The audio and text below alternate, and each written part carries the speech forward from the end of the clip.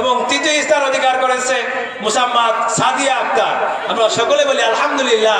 আমি মনে করি সবই হুজুরের মেহনত। অনেক মক্তব আছে, শুধু কোরআনই পড়ায়, শুধু সিপারাই পড়ায় সারা জীবন, কিন্তু স্টেজে মানুষের সামনে এসে কথা বলার মতন কোনো যোগ্যতা থাকে না, কোনো কিছু বলার যোগ্যতা থাকে না। আলহামদুলিল্লাহ, হুজুর অনেক মেহনত করে আজকের এই বাচ্চাগুলোকে তৈরি করছেন। সবাই হুজুরের জন্য আমাদের আকিদুল ভাই, মহসিন ভাইয়ের জন্য দোয়া করবেন ইনশাআল্লাহ। আর বিভিন্ন মাদ্রাসা থেকে যারা আপনাদের এখানে মেহমান হিসেবে আসছে, এদের মধ্যে থেকে যারা ফার্স্ট সেকেন্ড থার্ড হয়েছে তাদের নাম ঘোষণা করা হচ্ছে।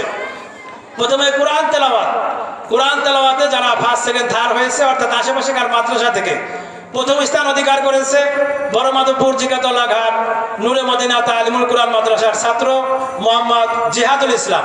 কোরআন তেলাওয়াতে প্রথম স্থান অধিকার করেছে মোহাম্মদ জিহাদুল ইসলাম। দ্বিতীয় স্থান অধিকার করেছে মোহাম্মদ নাইমুজ্জামান।